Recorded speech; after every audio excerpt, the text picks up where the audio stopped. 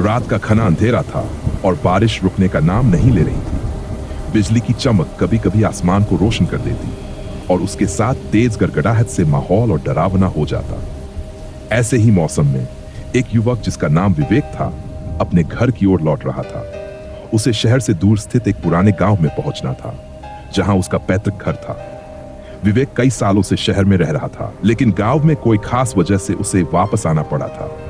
उसकी दादी ने उसे एक खत भेजा था जिसमें लिखा था कि वह तुरंत गांव आ जाए क्योंकि उसे उससे कुछ जरूरी बात करनी है। विवेक को यह खत बहुत अजीब लगा क्योंकि उसकी दादी आमतौर पर खत नहीं लिखती थी, लेकिन वह उनके बुलावे को नजरअंदाज नहीं कर सकता था, इसलिए वह गांव लौट आया।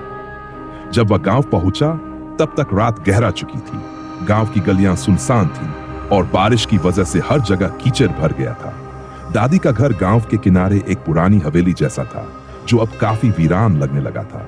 घर की खिड़कियां टूटी हुई थीं और हर चीज पर धूल जमी थी। विवेक ने दरवाजा खटखाया, लेकिन कोई जवाब नहीं आया। कुछ देर बाद उसने धीरे से दरवाजा खोला। अंदर का नजारा और भी डरावना था। घर की हर चीज पुरानी और जर्जर हालत में थी। हवा के साथ खिड़कियों के पर्दे हल्के हल्के हिल रहे थे। वह दादी को आवाज देता हुआ अंदर बढ़ा, दादी आप कहां हैं? लेकिन कोई जवाब नहीं आया। तभी उसे सीढ़ियों के ऊपर हल्की सी आवाज सुनाई दी, जैसे कोई उसके नाम को धीरे धीरे पुकार रहा हो, विवेक। वह तुरंत ऊपर की ओर दौड़ा।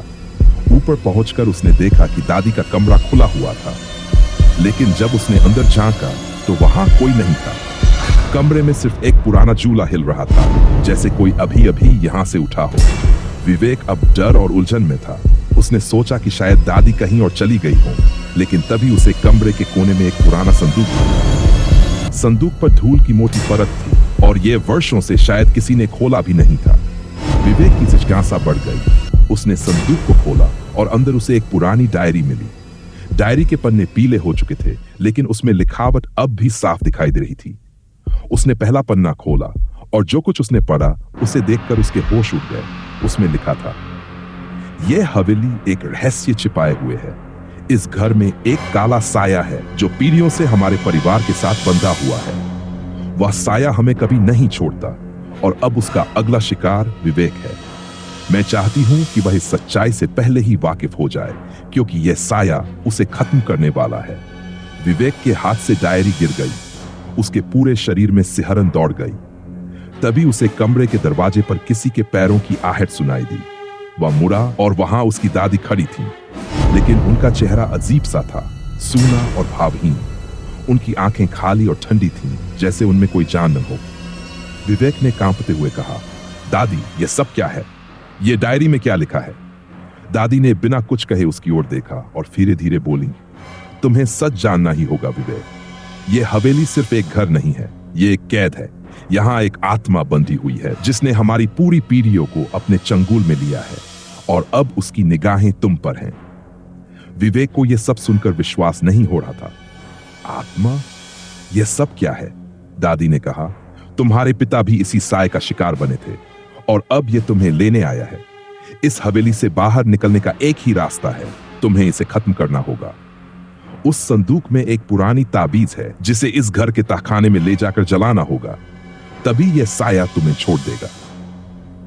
विवेक की घबराहट अब चरम पर थी, लेकिन उसने हिम्मत जुटाई और उस संदूक में ताबीज ढूंढने लगा।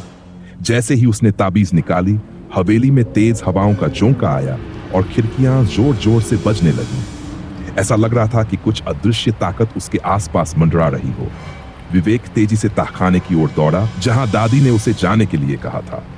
तहखाना बहुत अंधेरा और ठंडा था और वहां का माहौल बेहद डरावना था, लेकिन वह ताबीज जलाने के लिए आग ढूंढने लगा। तभी उसे पीछे से किसी के सांसों की आवाज सुनाई दी। उसने तुरंत मुड़कर देखा और सामने वही काला साया खड़ा था, भयानक और डरावना। वह धीरे धीरे उसकी ओर बढ़ रहा था। विवेक ने डर के बावजूद ताबीज को आग में डाल दिया।